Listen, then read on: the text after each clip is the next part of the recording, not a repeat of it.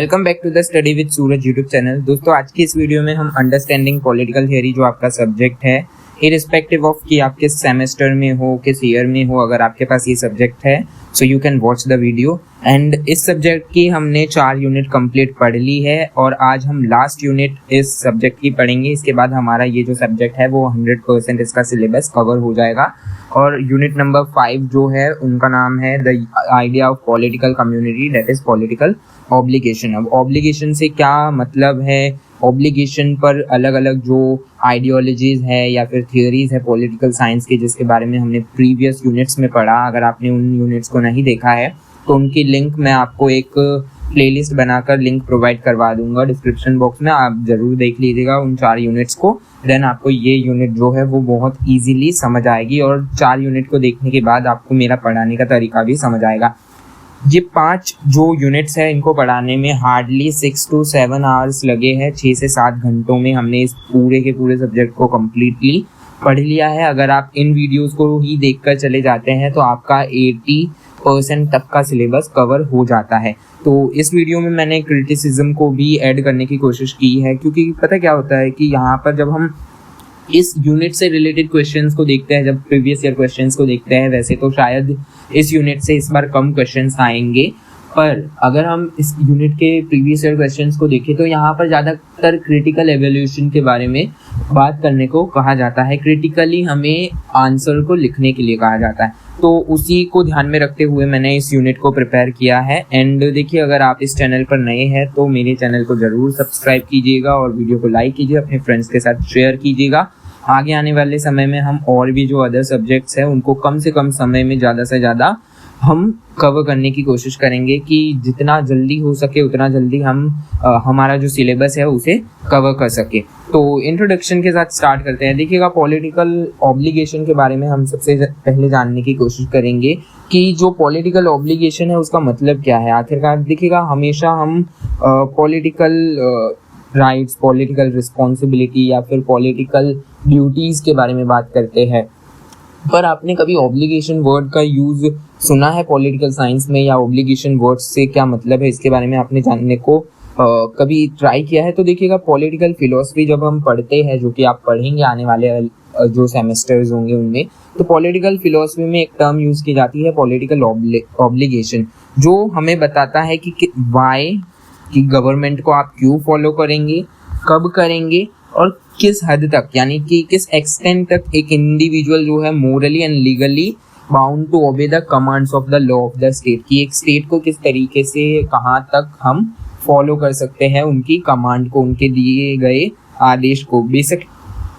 Basically अगर बात करें ऑब्लिगेशन की, तो ऑब्लिगेशन का सिंपल सा मतलब होता है कर्तव्य। कर्तव्य आपको पता होगा, कर्तव्य का मतलब होता है आपकी ड्यूटी। तो obligation is nothing just the duty towards the state. अब ड्यूटी कैसी है कि भाई आपसे जबरदस्ती ये ड्यूटी करवाई जा रही है या आप अपना कंसेंट देकर इस ड्यूटी को कर रहे हैं। तो इसके लिए एक लैंडमार्क वर्क था, एक बुक थी जिसका नाम था द कॉन्सेप्ट ऑफ लॉ, 1961 में लिखी गई थी फिलोसोफर HLA हार्ट के द्वारा।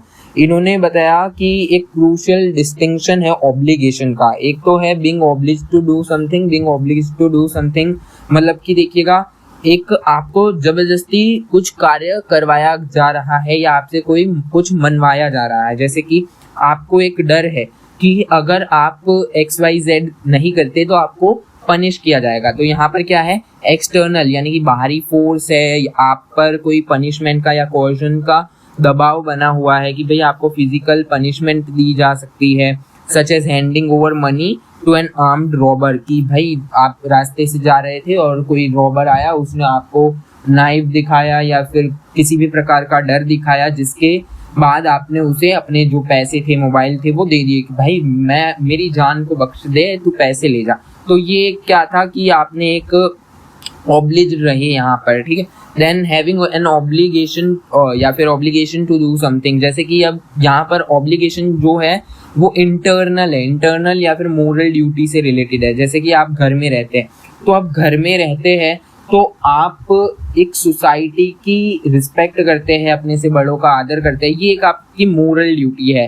आपके ऊपर कोई मतलब कि ऐसा जरूरी दबाव नहीं है कि आपको करना ही है। दो पेरेंट्स का दबाव होता है, दैट्स अ डिफरेंट थिंग।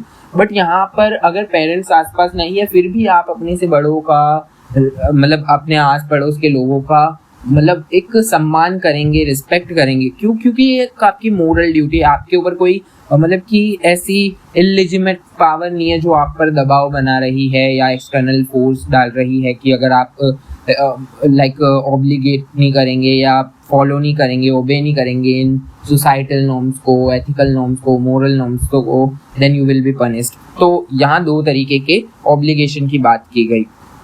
अगर डेली लाइफ की बात करें तो सिटीजन जो है वो रूटीनली लीगल ड्यूटी को फुलफिल करता है, जैसे कि टैक्सेस पे करता है, कंपलसरी मिलिट्री सर्विसेज कई कंट्रीज में होती है वो परफॉर्म करता है, हालांकि इंडिया में कंपलसरी मिलिट्री सर्विसेज नहीं है। वोटिंग वगैरह की जो उनकी लाइक ड्यूटीज है वो फॉलो करता है कई स्टेट्स में या फिर कई कंट्रीज में। स्टेट से मेरा तात्पर्य होता है कंट्रीज। जब भी आप पॉलिटिकल साइंस में स्टेट सुने तो definitely that is I am talking about a country. तो स्टेट्स में पेनल्टीज लगाई जाती है कि अगर आप सर्विस मतलब कंपल्सरी मिलिट्री सर्विस नहीं देते, पेइंग आप टैक्स नहीं पे करते ऑन टाइम, वोटिंग नहीं करते, तो आपके ऊपर कोई पेनल्टीज या फिर कह सकते हैं फाइन लगाया जाता है। लेकिन मोरल ड्यूटी जो है वो एक ऑब्लिगेशन है, such as keeping up promise, कि आपने भाई किसी से प्रॉमिस कर लिया, यहाँ पर आप प्रॉमिस तोड़ देंगे तो वहां पर आपको पनिश नहीं किया जाएगा। लेकिन ये एक आपकी मोरल रिस्पॉन्सिबिलिटी है कि भाई मैंने अगर किसी को वादा कर दिया, किसी को प्रॉमिस कर दिया, तो it is my moral responsibility, it is my moral obligation to fulfil the promise. Okay, is sustained entirely in an internal ethical conscience की प्रॉमिस देखिएगा, वो कहते हैं ना भरोसे के आधार पर, इंटरनल एथिकल कंसाइंस के आधार पर आपने किसी से प्रॉमिस किया। अगर हम हिस्ट्री को देखें पॉलिटिकल थॉट की, तो स्कॉलर्स ने अलग अलग डिफरेंट आंसर्स प्रोवाइड किए हैं पॉलिटिकल ऑब्लिगेशन को लेकर। थॉमस हॉब्स, जॉन ऑस्टिन जो है उन्होंने बोला है कि जो एब्सोल्यूट ऑब्लिगेशन है उसकी डिमांड की है थॉमस हॉब्स ने, और उन्होंने कहा है कि जो कमांड ऑफ द सोवरेन है इट इज द एब्सोल्यूट, की वही कंप्लीट है और वही सही है। जॉन लॉक जो है उन्होंने रिजेक्ट किया है एब्सोल्यूटिज्म को। उन्होंने 3 इम्पोर्टेंट राइट्स के बारे में चर्चा की है जो अगर मतलब अगर गवर्नमेंट उन राइट्स का हनन करती है तो यू कैन लाइक डिसएग्री और यू कैन नॉट ऑब्लिगेट, या फिर आप फॉलो नहीं कर सकते स्टेट को, स्टेट के रूल्स को। And those are right to life, right to liberty and right to property. तो यहाँ पर लॉक जो है वो कहते हैं कि राइट टू प्रॉपर्टी है वो एक इंडिविजुअल के एफर्ट का एक रिजल्ट है, तो state can not snatch away it from the individual. Then Immanuel Kant जो है उन्होंने एक कॉन्सेप्ट इवॉल्व किया था जिसमें ह्यूमन डिग्निटी एंड ऑटोनॉमी की बात की थी। इसके बारे में हम डिटेल में पढ़ेंगे, ये जस्ट एन इंट्रोडक्शन है, आगे इसी वीडियो में हम अच्छे से डिटेल में पढ़ेंगे। देन जीन जॉकस रोसिया जो जे रोसिया के नाम से जाने जाते हैं, उन्होंने एंड फ्रेडरिक हेगल ने एक ट्रेडिशन कैरिड फॉरवर्ड ट्रेडिशन की बात की, एलिजियंस टू द स्टेट की बात की, Albert on very different philosophical grounds की भाई कैसे पास्ट से चलती आ रही जो चीज़ें हैं उनको आप कैसे नकार सकते हैं उसकी बात की। देन जेएस मिल के द्वारा एक जो थियरी दी गई थी लिबर्टी को लेकर, इंडिविजुअल लिबर्टी को लेकर, उसके आधार पर स्टेट इंटरवेंशन को लिमिट किया और कहा कि भाई ऑब्लिगेशन किस आधार तक सही है और किस आधार तक गलत है। देन जॉन रॉल्स ने जो प्रिंसिपल ऑफ जस्टिस की थियरी दी, उसके आधार पर अपना जो पॉलिटिकल ऑब्लिगेशन की थियरी थी वो प्रोवाइड करवाई। एंड कार्ल मार्क्स ने सोशलिज्म को ध्यान में रखते हुए और मार्क्सिज्म को ध्यान में रखते हुए ऑब्लिगेशन की थियरी प्रोवाइड करवाई कि अगर कोई स्टेट ऐसा है, पहले तो मार्क्स जो है वो स्टेट के खिलाफ है, उनका मानना है कि स्टेट एक इंस्ट्रूमेंट है कैपिटलिज्म का या बोर्जुआ क्लास का। बोर्जुआ क्लास कौन है वो प्रीवियस वीडियोस में हमने अच्छे से डिस्कस किया था, फिर भी मैं आपको बता देता हूँ। बोर्जुआ क्लास वो क्लास है जिसके पास बहुत सारे पैसे हैं, वेल्दी रिच जो क्लास है, या फिर कह सकते हैं बिजनेस क्लास जो है, उनको बोर्जुआ कहते हैं कार्ल मार्क्स। और कहते हैं कि ये जो गवर्नमेंट है वो कुछ नहीं है, सिर्फ एक बोर्जुआ क्लास का इंस्ट्रूमेंट है लोगों को अपनी बातें मनवाने के लिए। तो यही यहाँ पर मार्क्सिज्म का मानना था। ड्यूटी, ऑब्लिगेशन एंड कॉन्फ्लिक्ट की अगर बात करें तो in political analysis the term duty and obligation are used interchangeably कि ड्यूटी या obligation, duty is equal to obligation, obligation is equal to duty. तो यहाँ पर पॉलिटिकल साइंस में हम इंटरचेंजेबली यूज करते हैं frequently. Okay, to hold an obligation mean to carry a responsibility and fulfilling the responsibility means performing a duty. कि भाई आप एक ऑब्लिगेशन को होल्ड करते हैं तो उसका मतलब क्या है कि आप अपनी ड्यूटी जो है उसे पूर्ण कर रहे हैं। However because human being navigate multiple spheres of simultaneously different types of obligations inevitably come into direct conflict with one another. देखो अब यहाँ पर क्या होता है कि एक ड्यूटी नहीं होती, ह्यूमन बीइंग जो है उनके पास बहुत सारी ड्यूटीज है निभाने के लिए। कुछ है सोसाइटियल ड्यूटीज, कुछ है लीगल ड्यूटीज, कुछ है अपनी प्रोफेशनल ड्यूटीज। तो अब यहाँ क्या हो रहा है, इनका मिक्सचर हो रहा है। मिक्सचर हो रहा है तो यहाँ पर कहीं ना कहीं कुछ ऐसे ऑब्लिगेशंस होते हैं जो वो नहीं अच्छे से पूरे कर पाता। जैसे a legal obligation enforced by the state authority can collide with the deeply held moral duty. अब यहाँ पर हम बात करेंगे कि भाई हमारा मोरल ड्यूटी जो है वो कुछ और कह सकती है कि भाई XYZ करेक्ट है, और जो लीगल ड्यूटी है या ऑब्लिगेशन है वो कह सकता है XYZ इज नॉट करेक्ट। तो यहाँ पर मोरल और जो लीगल ऑब्लिगेशन है उसके बीच हमें क्लैश देखने को मिलता है हमेशा। Political recruitment mandate by the government can clash directly with the personal religious obligation. कि भाई एक गवर्नमेंट ने कोई ऐसा लॉ बनाया जिसमें कहा गया है कि ABC is not legally good in the country and citizens should not do it, पर एक रिलीजन ऐसा है या फिर एक कोई आपकी कम्युनिटी का मोरल या फिर कह सकते हैं ट्रेडिशन ऐसा है जो उनको फॉलो करने के लिए आपको बोलता हो कि ये चीज़ें आपके लिए, आपके भविष्य के लिए अच्छी है, आपको फॉलो करनी चाहिए। तो यहाँ पर हम देखते हैं कि क्लैश हो रहा है किसका, लीगल एंड प्राइवेट स्फीयर या फिर कह सकते हैं सोशल या फिर मोरल जो ऑब्लिगेशन है उनके बीच। एग्जाम्पल के लिए देखिएगा, एक a person's moral obligation to save dying accident victim. अब देखिएगा यहाँ पर एग्जाम्पल क्या मैंने ऐड किया है कि आप रोड से जा रहे हैं, अब रोड से जा रहे हैं, रोड में आप देख रहे हैं कि कोई व्यक्ति है वो मर रहा है एक्सीडेंट के कारण। अगर आपने उसे सही समय पर हॉस्पिटल नहीं पहुंचाया तो अब हॉस्पिटल पहुंचाने के लिए आप क्या करोगे, स्पीड में कार चलाओगे, अपनी कार है, एम्बुलेंस है, व्हाटएवर यू हैव, तो आप स्पीड में चलाओगे। तो यहाँ पर अगर आप स्पीड को क्रॉस करते हैं, मान लीजिएगा 50 किलोमीटर पर आवर की स्पीड का नियम है और आप उस स्पीड लिमिट को ब्रेक करते हैं, तो यहाँ पर देखिएगा आप मोरली करेक्ट है कि भाई आप मोरली किसी व्यक्ति की जान बचा रहे हैं।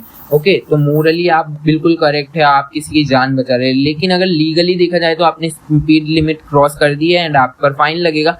तो आपने जो लीगल ऑब्लिगेशन था उसको तोड़ दिया मोरल ऑब्लिगेशन को निभाने के लिए। ओके, कि legal obligation has been broken to save the moral obligation. तो यहाँ पर इस तरीके की क्लैशेस देखने को मिल सकती है। और भी कई एग्जांपल्स हैं, जैसे कि state policy of mandatory immunisation of sterilisation. की भाई कई ऐसी पॉलिसीज बना दी या फिर कोई ऐसी पॉलिसी बना दी जहाँ पर स्टेरिलाइजेशन या इम्यूनाइजेशन की यहाँ पर पॉलिसी इंट्रोड्यूस की गई, जहाँ पर सभी व्यक्तियों को स्टेरिलाइज किया जाएगा या इम्यूनाइज किया जाएगा। तो अब यहाँ पर क्या होगा, कई इंडिविजुअल्स ऐसा मान सकते हैं कि भाई इस वैक्सीन में या इस स्टेरिलाइजेशन में कुछ ऐसा है जो मेरे रिलीजन के या मेरी सोसाइटी के खिलाफ जाता है, तो I can not do that. तो यहाँ पर क्या हुआ, रिलीजियस बिलीफ वगैरह यहाँ पर क्लैश हो गई। तो इस तरीके से क्या होता है, मोरल एंड पॉलिटिकल या फिर कह सकते हैं लीगल जो ऑब्लिगेशन है उनके बीच अक्सर ऐसी क्लैशेस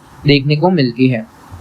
अब ये जो दो स्फीयर है, मोरल एंड लीगल, जब कोलाइड करते हैं तो इंडिविजुअल को यहाँ पर मोरल डायलेमा फेस करना पड़ता है कि मेरे लिए क्या सही है क्या गलत। यहाँ पर एक व्यक्ति को इन समस्याओं का सामना करना पड़ता है। लेकिन अगर हम बात करें पॉलिटिकल ऑब्लिगेशन की, which are often the most demanding, because जो पॉलिटिकल ऑब्लिगेशन है वो क्या है, डिमांडिंग है, because they carry the immediate threat of the legal punishment और फिजिकल कोर्सन। अब पॉलिटिकल ऑब्लिगेशन में क्या है कि अगर आप उन्हें नहीं मानेंगे तो आप पर क्या है, थ्रेट ऑफ लीगल पनिशमेंट, कि आपको पनिश किया जाएगा कानून के हिसाब से और आपको जेल में डाल दिया जाएगा।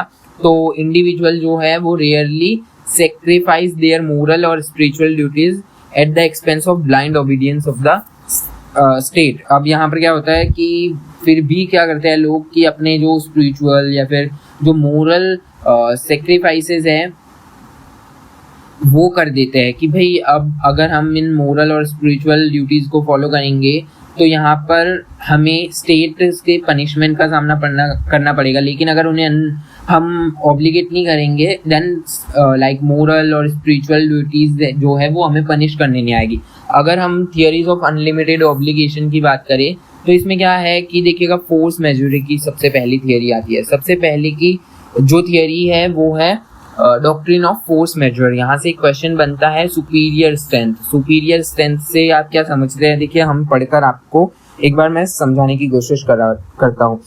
Derived from the French term, तो जो फोर्स मेजर है वो फ्रेंच टर्म से बना है जिसका मतलब सिंपली है सुपीरियर स्ट्रेंथ, और एन इरेजिस्टिबल कोर्जन जिसका हम सामना ही नहीं कर पाएंगे। This doctrine claims that sheer physical power and superior strength of the state are sole source and the reason for political obligation। कि अगर कोई व्यक्ति पॉलिटिकल ऑब्लिगेशन को मानता है, पॉलिटिकल ड्यूटी को पूरा करता है, तो उसके पीछे का कारण क्या है? Physical power and superior strength of the state. अब फिजिकल पावर क्या हो सकती है? उनके लॉज हो सकते हैं या फिर उनके द्वारा प्रोवाइड की जाने वाली जो सर्विसेज है, चाहे police, armed forces service etcetera. अब स्टेट जो है is viewed at the ultimate personification of political power. की स्टेट क्या है? State is the main character. वो फिल्मों में देखते हैं ना हम, जो हीरो होता है वो मेन कैरेक्टर होता है, तो यहाँ पर क्या होता है? पॉलिटिकल स्फीयर में स्टेट जो होता है वो मेन कैरेक्टर होता है जो पॉलिटिकल ऑब्लिगेशन को मनवाता है। Building as an infallible authority, जिसको हम अलग नहीं कर सकते पॉलिटिकल ऑब्लिगेशन से। Leaves the individual with no practical choice but to obey its dictates. की स्टेट ऐसी कोई चॉइस नहीं छोड़ता एक इंडिविजुअल के लिए जहाँ पर जो इंडिविजुअल है वो ऑब्लिगेशन को ना माने। अगर ऑब्लिगेशंस को या ड्यूटीज को एक इंडिविजुअल नहीं मानता तो उसे फेस करनी पड़ेगी punishment. Under this framework political obligation is maintained purely through the fear of punishment. अब जो पॉलिटिकल ऑब्लिगेशन है वो किसके थ्रू मेंटेन की जा रही है?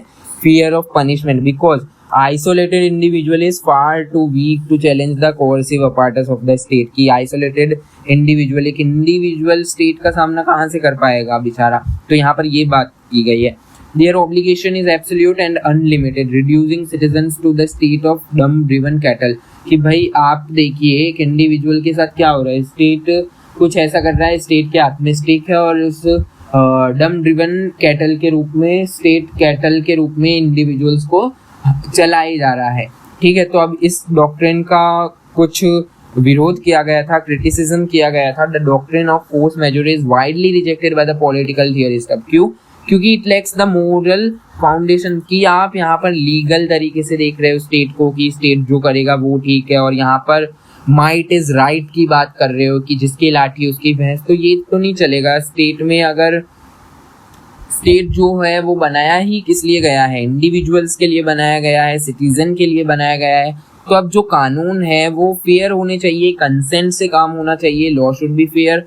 तो लॉ ऐसे होने चाहिए कि लोगों को डर के वजह से नहीं, अपनी इच्छा से, अपने मोरल या फिर एथिकल जो उनके एक्सप्रेशन है, थॉट है, उसके थ्रू वो स्टेट को ओबे करे, ना कि डर के थ्रू, ना कि फियर ऑफ लॉ की गन पॉइंट पर आप किसी व्यक्ति से ड्यूटी पूरी करवा रहे हो। अब डिवाइन राइट थियरी की बात करें तो डिवाइन राइट थियरी में कुछ ऐसा है कि यहाँ पर बताया गया है कि जो स्टेट जो है वो गॉड के द्वारा क्रिएट किया गया है, और अगर आप स्टेट को डिसओबे करते हो और स्टेट की ड्यूटीज को नहीं मानते हैं तो डेफिनेटली आप डायरेक्टली किसको डिसओबे कर रहे हैं? कि आप डायरेक्टली किसको मना कर रहे हैं? वो कौन है? गॉड। गॉड को आप मना कर रहे हैं। तो the divine right theory assets that the sovereign ruler drives there authority directly from the God. कि जो रूलर है उसके पास जितनी भी शक्ति आई है वो कहाँ से आई है? गॉड ने उन्हें प्रोवाइड की है।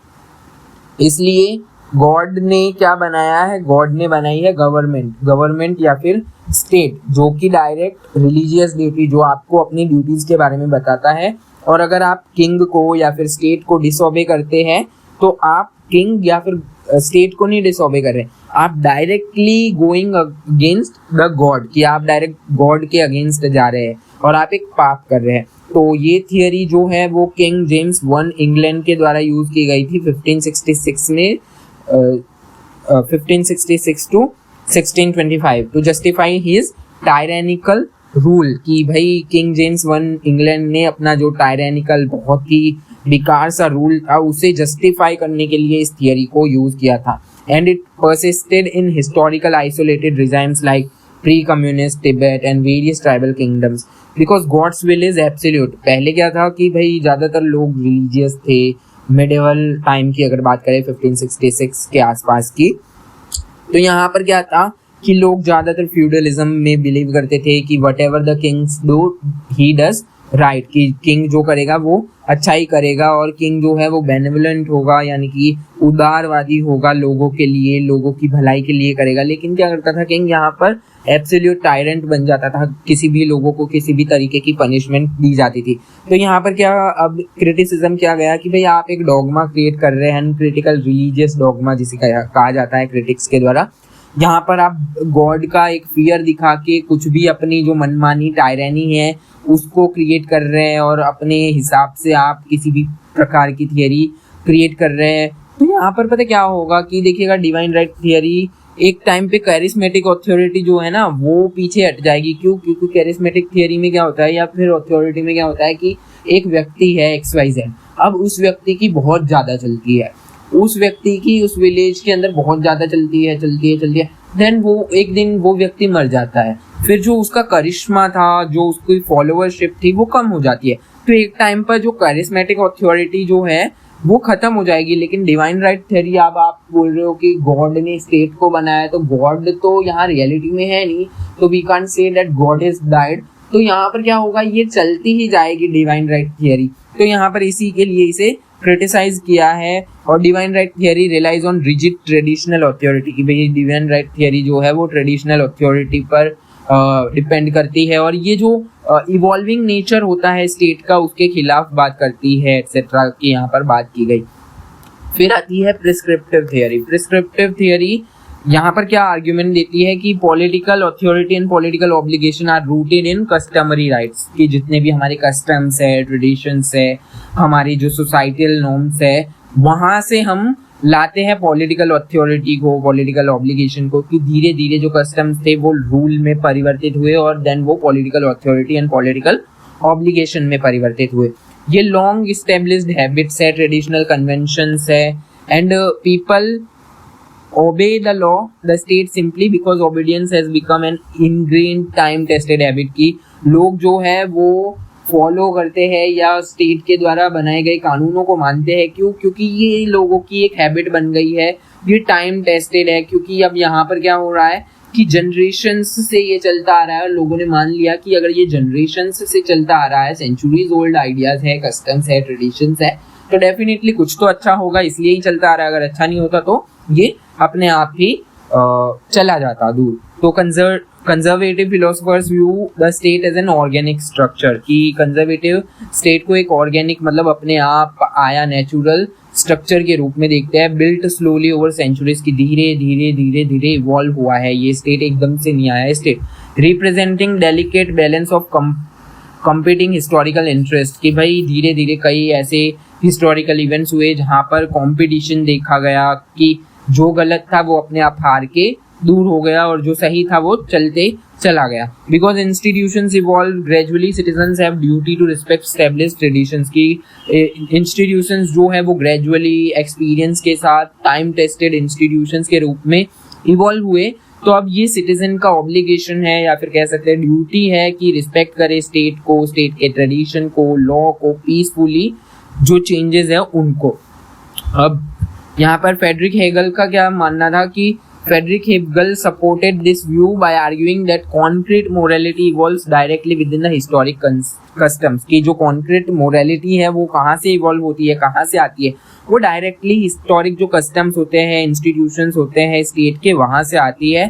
तो ये हर एक सिटीजन का, एवरी सिटीजन का मतलब ऑब्लिगेशन है, ड्यूटी है, कि स्टेट के जितने भी नॉर्म्स है, रूल्स है एंड जो कानून है उन्हें फॉलो करे। देन आते हैं एडमंड बर्क, उनके द्वारा एक फेमस जो एडमंड बर्क है वो इंग्लिश पार्लियामेंट्रियन है, फेमस थे, और उन्होंने कहा कि that it is foolish for any generation to completely discard custom and tradition, की ये बहुत ही हास्यात्मक है कि कोई जनरेशन completely अपने customs को, traditions को discard करती है, which contain the accumulated wisdom of ancestors, कि times बहुत समय से चलते आ रहे हैं, जो हमारी विजडम है, हमारा जो एंसेस्टर, हमारे जो पूर्वजों की जो समझ थी, उसे आप डिस्कार्ड कर रहे हैं अगर एकदम से आप अपने ट्रेडिशंस को, अपने कस्टम्स को चेंज करते हैं। यहाँ पर एक्सप्लेन्ड बर्के एक्सप्लेन करते हैं why he supported the American revolution which he viewed as the defence of the traditional customary rights of Englishman. कि भाई यहाँ पर क्या हो रहा था कि वो डिफेंस के लिए, अमेरिकन रेवोल्यूशन डिफेंस के लिए था कि जो उनके ट्रेडिशनल कस्टमरी राइट्स है उसको बचाया जा सके। बट यहाँ पर बर्के ने अपोज्ड किया था फ्रेंच रेवोल्यूशन को। क्यों? क्योंकि यहाँ पर जो बरसों से चली आ रही जो प्रथा थी स्टेट की, जो गवर्नमेंट की, उसे एकदम से पलट दिया गया था और एक सोसाइटी को रीबिल्ड किया गया था, इसलिए यहाँ पर इन्होंने इसका विरोध किया था। Then comes Michael Oxford. तो अब मॉडर्न कंजर्वेटिव फिलोसोफर है, इनकी आर्ग्यूमेंट ये है कि पॉलिटिकल एक्टिविटी जो है वो इनहेरेंटली कन्वेंशनल है। ऑक्सफोर्ड के अनुसार politics is a practical skill learned through tradition experience, not an abstract science driven by theoretical formulas और एल्गोरिदम। अब यहाँ पर क्या है कि ऑक्सफोर्ड मानते हैं कि पॉलिटिक्स जो है वो एक प्रैक्टिकल स्किल है जो समय के अनुसार सीखी जाती है। जितना एक्सपीरियंस उतनी अच्छी पॉलिटिक्स आप कर पाओगे। ये कोई साइंस नहीं है जो सिर्फ थियोरेटिकल या फिर फॉर्मूला या एल्गोरिदम के थ्रू सीखी गई है। ये एक एक्सपीरियंस के साथ सीखी गई है जो कि एक प्रैक्टिकल एक्सपीरियंस है। तो यहाँ पर पॉलिटिकल अथॉरिटी जो है वो लेजिटिमेट है and it is endorsed by long standing social traditions. की भाई इसे अगर लॉन्ग स्टैंडिंग सोशल ट्रेडिशन ने एक्सेप्ट किया है तो देन आपको भी इसे एक्सेप्ट करना ही चाहिए, इनका ये मानना था। लेकिन हालांकि इसे भी क्रिटिसाइज किया गया है, और क्रिटिसाइज किया गया है किन बेसिस पर कि भाई इसका जो प्राइमरी फ्लो है वो प्रिस्क्रिप्टिव थियरी में कि स्टैटिक है। स्टैटिक मतलब कि यहाँ पर जो प्रोग्रेसिव नेस है वो नहीं दिखती, कि ये एंटी प्रोग्रेसिव है, समय के अनुसार नहीं बदलना चाहते हैं। अगर political obligation rest solely on custom, की भाई कस्टम, सोसाइटी और ट्रेडिशन के आधार पर ही देखा जाए तो they never can abolish outdated operative unjust practices. की कुछ ऐसी प्रैक्टिसेस थी, for an example Sati and female genital mutilation वगैरह, इंस्टीट्यूशनल रेसिज्म वगैरह, ऐसी कुछ प्रैक्टिस थी जिसे हम अबॉलिश नहीं कर पाते अगर हम ट्रेडिशनल या कस्टम थियरीज के हिसाब से चलते, प्रिस्क्रिप्टिव थियरीज के हिसाब से चलते। तो क्रिटिक्स का बेसिकली यही पॉइंट था कि आपको समय के अनुसार बदलना पड़ेगा एंड जो हमारे ऑब्लिगेशन है, ड्यूटी है, वो समय के अनुसार इवॉल्व होते हैं। Then theories of limited obligation. अगर लिमिटेड ऑब्लिगेशन की बात करें तो यहाँ पर देखिएगा जो इस थियरी या फिर लिमिटेड ऑब्लिगेशन के जो स्कॉलर्स हैं उनका मानना सिंपल सा ये है कि आप देखिएगा स्टेट है, स्टेट के पास पावर है, हाउएवर सिटीजन जो है उनके पास भी पावर है। क्यों? क्योंकि citizens came together and then they give you some power to make a livable society जहां पर लोग रह सके। ठीक है, तो प्रिंसिपल ऑफ कंसेंट की बात करें, the principle of consent assets that human being is naturally free and master of their own will. यहाँ पर विल का मतलब विल भी शैल भी नहीं है, विल का मतलब अपने जो नियम है, कानून है, अपना जो कह सकते हैं साहस है, उसके हिसाब से जो सिटीजन है वो निर्णय लेते हैं। इसलिए नो एक्सटर्नल पॉलिटिकल अथॉरिटी, की कोई भी एक्सटर्नल बाहरी जो राजनीतिक अथॉरिटी है can legitimately impose obligation on them without their explicit और इम्प्लिसिट कंसेंट। कि उनकी आज्ञा के बिना कोई भी बाहरी ताकतें उन पर दबाव नहीं बना सकती कि उन्हें कौन सी ड्यूटीज फॉलो करनी है और कौन सी नहीं। पॉलिटिकल ऑब्लिगेशन वैलिड तब तक है क्योंकि सिटीजन ने वॉलेंट्री अपने जो राइट है वो गवर्नमेंट को, स्टेट को प्रोवाइड किए हैं। ठीक है, अब लीगल स्कॉलर्स जैसे कि लेस्ली ग्रीन जो है वो एक्सप्लेन करते हैं कंसेंट ट्रेडिशन को। ऑब्लिगेशन जो है वो कॉन्ट्रैक्ट के थ्रू यहाँ पर क्रिएट किए गए थे, स्टेट्स को कॉन्ट्रैक्ट के थ्रू, गवर्नमेंट को कॉन्ट्रैक्ट के थ्रू बनाया गया था। Those oath for performative, voluntary, explicitly given to alter political rights and duties। अब यहाँ पर अगर बात करें सोशल कॉन्ट्रैक्ट थियरी की तो देखिएगा सोशल कॉन्ट्रैक्ट थियरी में Thomas Hobbes and John Locke and Jean Jacques Rousseau जो है वो इम्पोर्टेंट रोल प्ले करते हैं। अब बात करते हैं हम थॉमस हॉब्स की, तो यहाँ पर देखिएगा state of nature, state of जो नेचर, इससे क्या मतलब है हमारा। देखिएगा यहाँ पर हॉब्स जो थे उन्होंने एक बुक लिखी थी लेविएथन जो कि बैन कर दी गई थी। तो यहाँ पर क्या बताया गया था हॉब्स के द्वारा कि जो एक व्यक्ति है वो कैसा है, solitary, poor, नेस्टी, brutish and short. कि जो एक ह्यूमन बिहेवियर है वो सॉलिटरी है, पुअर है, नेस्टी एंड ब्रूटिश है एंड शॉर्ट टर्म है, कि एक व्यक्ति कभी भी किसी के भी लिए बदल सकता है। तो यहाँ पर क्या था, हमेशा वॉयलेंट ऑफ डेथ, कि हमेशा एक व्यक्ति के मन में डर था कि उसके सामने जो व्यक्ति खड़ा है वो इसे मार ना दे। तो यहाँ पर उस डर की वजह से कई सारे लोग एक साथ आए और उन्होंने कुछ एब्सोल्यूट सोवरेन जो राइट्स थे, अपने नेचुरल राइट्स जो थे उनके, उन्होंने किसी एक एब्सोल्यूट सोवरेन को दे दिए। और वो सोवरेन कौन था? लेवियाथन, जिसे हम आज गवर्नमेंट या स्टेट के नाम से जानते हैं।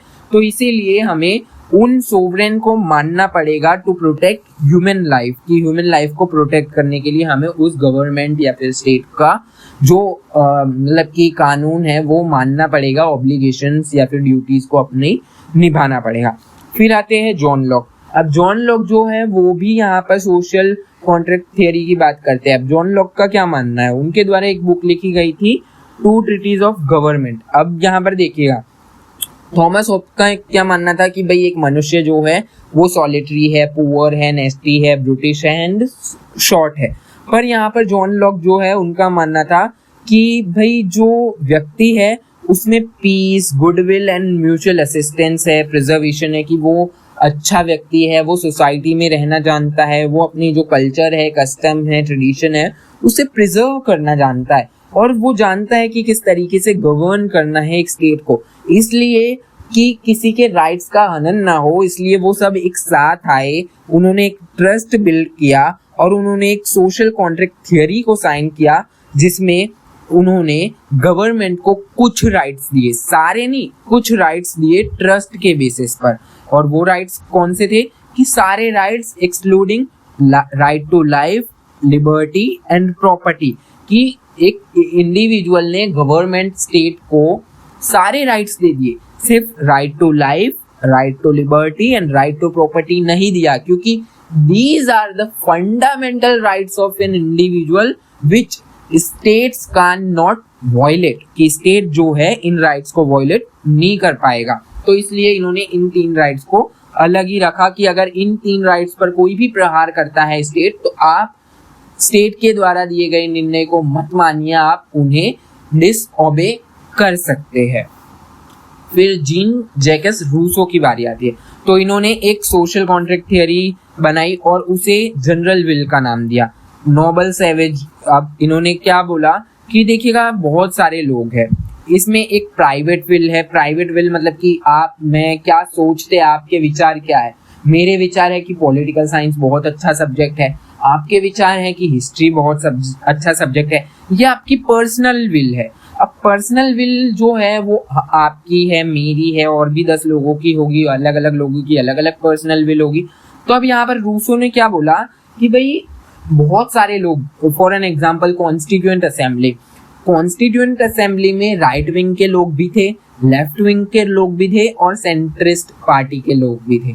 अब इन सब की अलग अलग सेपरेट प्राइवेट विल थी, कि किसी का मानना था कि XYZ रूल होना चाहिए, तो किसी का मानना था ABC रूल होने चाहिए, किसी का EFG रूल मानना था। अब यहाँ पर क्या हुआ कि इन सब लोगों ने एक साथ आए, सब लोगों ने अपनी अपनी परफेक्ट विल के हिसाब से डिबेट डिस्कशन की।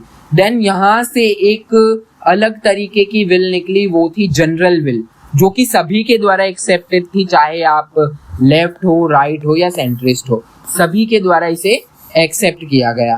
तो अब यहाँ पर क्या निकल के आया? यहाँ से निकल के आया जनरल विल। अब जनरल विल जो है वो सभी के द्वारा एक्सेप्ट की जाने वाली एक विल है, जो कि कलेक्टिव इंटरेस्ट को, एम को दर्शाती है। तो यहाँ पर क्या हुआ, जनरल विल ने क्या बोला कि भाई जो कानून है और जो लॉज है, कस्टम्स है, ट्रेडिशंस है, उनको फॉलो करेंगे। अब यहाँ पर क्या है कि यहाँ पर जनरल विल चलेगी, किसी की प्राइवेट विल नहीं चलेगी। अगर वो प्राइवेट इंडिविजुअल बोलता है कि नहीं भाई मैं नहीं फॉलो करूंगा, आप लोगों की अपनी विचारधारा है, अपनी रूल्स है, बट मैं अपनी परफेक्ट जो अपनी प्राइवेट विल है उसके हिसाब से चलूंगा, तो यहाँ पर रूसो कहते हैं कि he has to be forced to be free। forced to be free मतलब कि वो अपने उस माइंडसेट की विचारधारा में कैद हो चुका है और उसे फोर्स करना पड़ेगा। फोर्स कैसे करेंगे? पनिशमेंट के थ्रू। मोनार्क उसे पनिश करेगा, इम्प्रिजन करेगा, तो उसके थ्रू उसे कहीं ना कहीं ये जो जनरल विल है उसको ऑब्लिगेट करवाना पड़ेगा, वो डिसओबे ना करे, इस तरीके से यहाँ करना पड़ेगा। पर अब यहाँ पर इसे क्रिटिसाइज किया गया। क्रिटिसाइज क्यों किया गया? ये क्रिटिसिज्म भी अच्छा ही था कि भाई देखिए, आप कहते हैं कॉन्ट्रैक्ट, सोशल कॉन्ट्रैक्ट थियरी है, जनरल विल की थियरी है, जैसे कि कॉन्स्टिट्यूएंट असेंबली में बहुत सारे लोग आए, Sardar Vallabh bhai Patel, Jawaharlal Nehru, doctor B R. Ambedkar, M N. Roy और बहुत सारे लोग थे। सभी लोग एक साथ आए एंड सभी ने मिलके एक अच्छा सा कॉन्स्टिट्यूशन बनाया जो आज तक एक्सिस्ट करता है और बहुत ही पवित्र बुक मानी जाती है हमारे प्यारे देश भारत की वो।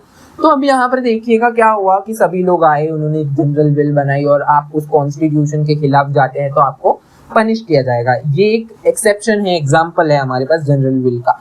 लेकिन अगर बात करें तो क्रिटिसाइज इस बेसिस पर इसे किया गया जनरल विल को या सोशल कॉन्ट्रैक्ट थियरी को कि भाई ऐसा कोई हमें इंसिडेंट नहीं मिलता या फिर कोई ऐसा एग्जाम्पल नहीं मिलता जहाँ पर हम हिस्ट्री पढ़ते हैं तो यहाँ पर ऐसा कोई एग्जाम्पल नहीं मिलता जहाँ पर लोग एक साथ आए और उन्होंने कोई सोशल कॉन्ट्रैक्ट थियरी साइन की हो। और अगर उन्होंने कर भी दी है तो वो कितने समय पहले की थी, हिस्ट्री में की थी। आप बात कर रहे हैं यहाँ पर 1632 की, आप बात कर रहे हैं 1588 की, आप बात कर रहे हैं 1712 की।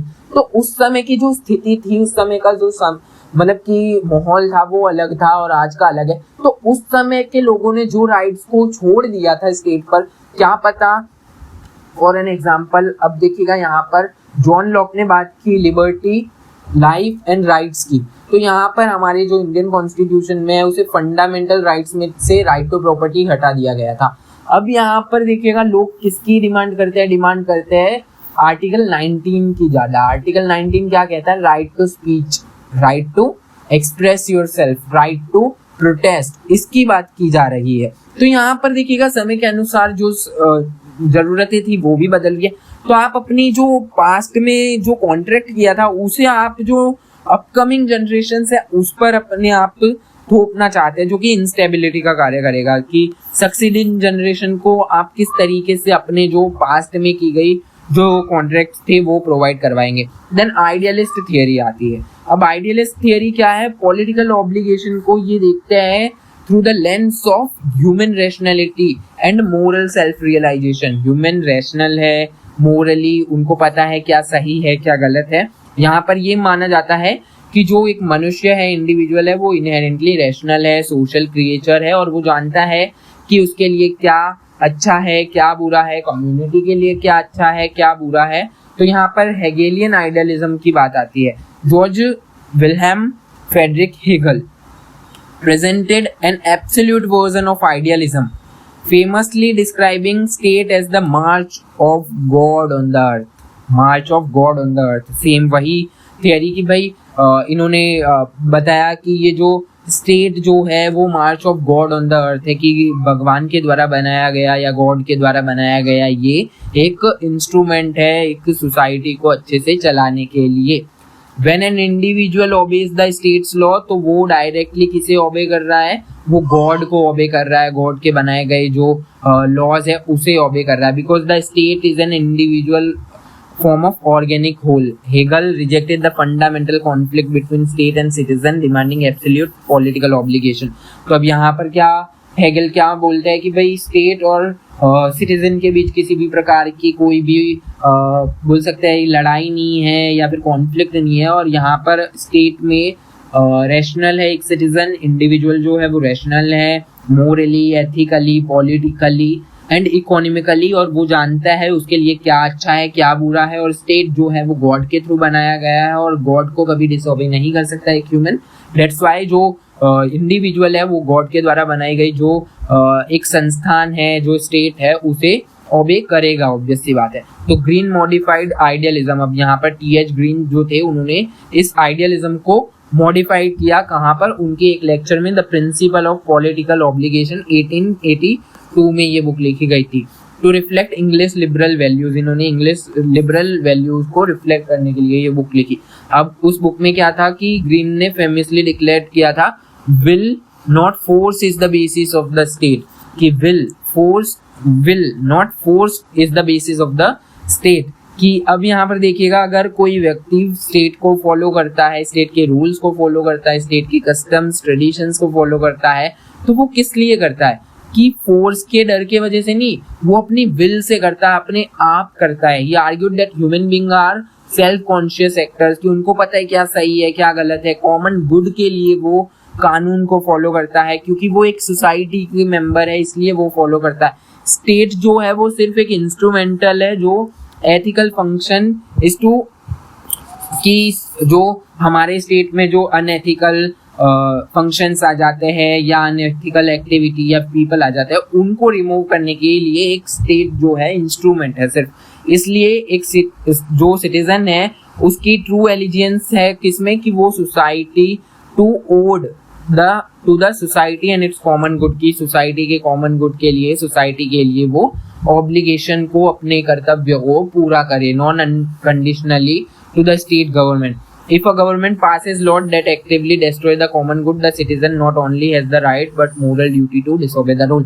पर यहाँ पर उन्होंने ये भी बात की कि अगर कोई गवर्नमेंट स्टेट या फिर कोई जो किंग है वो ऐसा कानून बनाता है जो कहीं ना कहीं सोसाइटी के खिलाफ है, एक सिटीजन के खिलाफ है, कॉमन गुड के खिलाफ है, तो डेफिनेटली अ सिटीजन और an individual can go against the rule, the government, the state, the king. Laski की बात करें तो लास्की की प्लूरलिस्टिक थियरी जो थी उसमें एच.जे. लास्की इनका पूरा नाम है, उन्होंने ये क्रिटिक किया था कि bye separating state from the government, इन्होंने स्टेट को गवर्नमेंट से सेपरेट किया था। Laski argued that the state can not demand unconditional obedience simply because it holds power, कि स्टेट जो है वो अनकंडीशनल ड्यूटी फॉलो करने के लिए नहीं बोल सकता सिटीजन को। क्यों? क्योंकि इसके पास पावर है कि अगर आप फॉलो नहीं करेंगे तो आपको पनिश कर दिया जाएगा, तो ये तो बेकार सिस्टम है। It must continuously earn citizens allegiance, की इसको कुछ ऐसा करना चाहिए कि सिटीजन्स अपने आप रूल्स को फॉलो करे, अपने आप अपनी विल से स्टेट को माने, ना कि उनके डर से कि भाई अगर आप नहीं फॉलो करेंगे तो आपको मारा जाएगा, आपको पनिश किया जाएगा, आपको फाइन किया जाएगा। तो इस तरीके के डर से नहीं, स्टेट्स को अपने आप ऐसा कुछ करना चाहिए जिससे कि जो लोग हैं, जो सिटीजन है वो फॉलो करे अपनी ड्यूटीज को माने। क्रिटिसिज्म की बात करें तो critical idealist theory is heavily criticised for being overly abstract, mystical and dangerous. अब डेंजरस क्यों? By elevating the state to the divine moral, की भाई यहाँ पर आप बोल रहे हो कि स्टेट जो है वो गॉड के थ्रू बनाया गया है और अगर आप स्टेट के अगेंस्ट जाते हो तो आप डायरेक्टली गॉड के अगेंस्ट जाते हो। ऐसी थियरी यहाँ पर दी गई जिसमें एक व्यक्ति को ब्लाइंडली फॉलो करना है स्टेट को, क्वेश्चन नहीं करना किसी भी तरीके का, और वर्शिप करनी है अथॉरिटी की। अथॉरिटी जो है वो गॉड का एक मार्च है, तो उसे आप फॉलो कीजिए, उसे आप ऑब्लिगेट कीजिए, एटसेट्रा एटसेट्रा। तो ये तो कहीं ना कहीं गलत है। सेवरल पॉलिटिकल ट्रेडिशन ने इसे रिजेक्ट किया है and that citizen owe an automatic moral or legal duty to obey the state, viewing state authority as inherently exploitative or unjust. अब मार्क्सिस्ट व्यू की बात करें तो मार्क्सिस्ट जो है उनका मानना है कि एक इंडिविजुअल या फिर कॉमन गुड के लिए एक सिटीजन को, इंडिविजुअल को, स्टेट को नहीं मानना चाहिए। क्यों? क्योंकि स्टेट जो है वो एक इंस्ट्रूमेंट है किसका? एक इंस्ट्रूमेंट है किनका? बॉर्जुआ क्लास का, कि भाई जो कैपिटलिस्ट या फिर रूलिंग क्लास है उन्होंने एक इंस्ट्रूमेंट बनाया है स्टेट अपने कानून बनाएगा किसके लिए?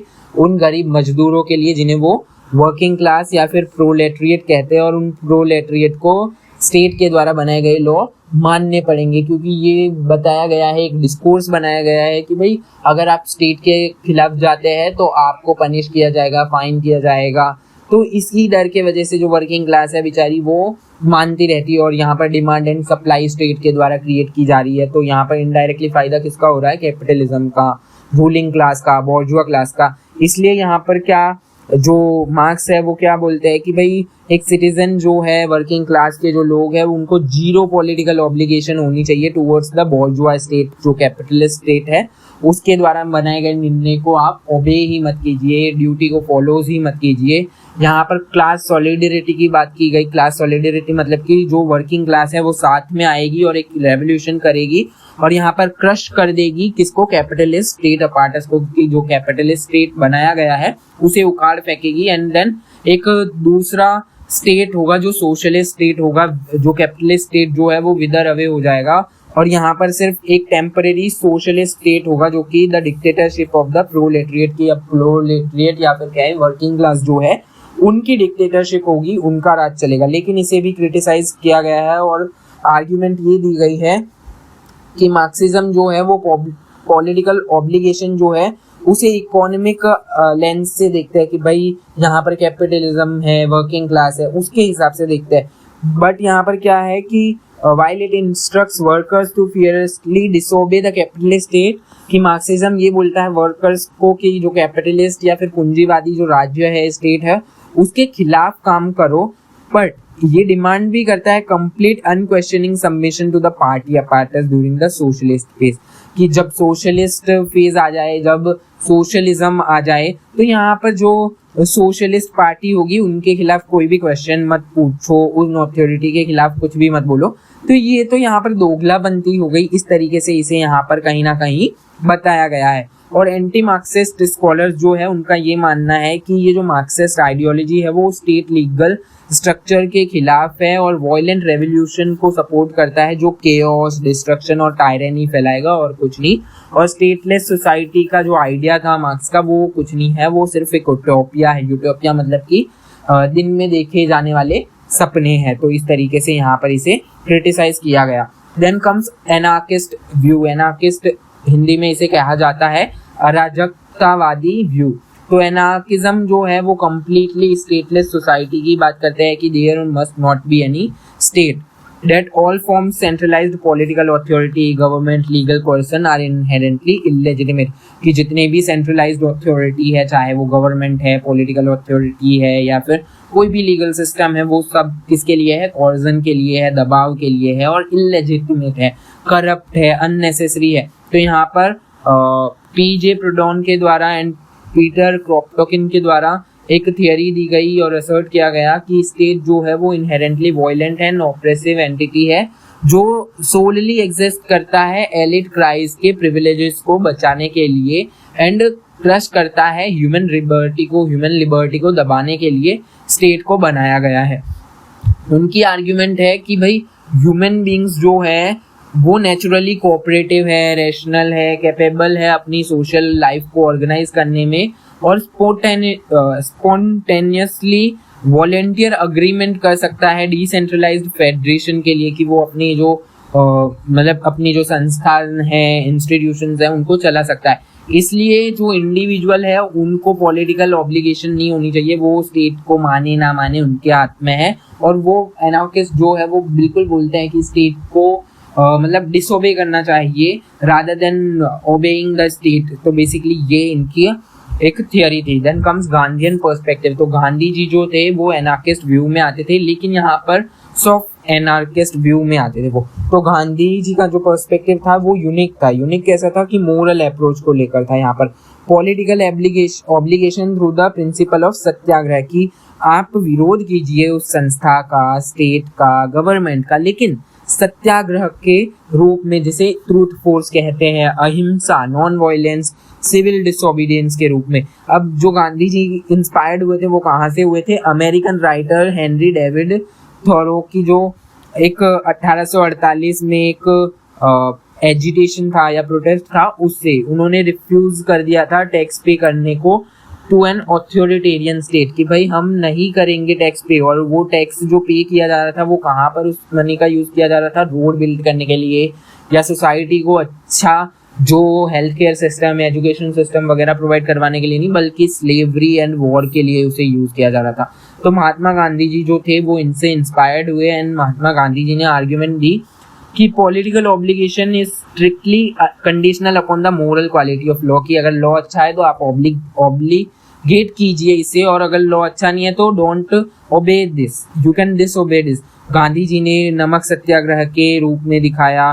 देन बहुत सारे ऐसे जो थे उनके मूवमेंट, उसके थ्रू उन्होंने असर्ट किया that a citizen is under no obligation to obey law that violate their moral conscience और ह्यूमन डिग्निटी, की एक सिटीजन को आप फोर्स नहीं कर सकते अगर आप उसके मोरल जो कंसाइंस है उनका हनन करते हैं। व्हेन फेस्ड विद ऑटोक्रेटिक और अनजस्ट रिजाइम, की आप ब्रिटिश कॉलोनियल रूल को देखिए कि कैसे इंडियंस को, भारतीय लोगों पर अत्याचार कर रहे थे। तो अब भारत के लोगों पर वो अत्याचार भी कर रहे हैं और वो एक्सपेक्ट करते हैं कि भारतीय लोग उनके द्वारा बनाए गए कानूनों को, उनकी सरकार को, उनकी गवर्नमेंट को फॉलो करें।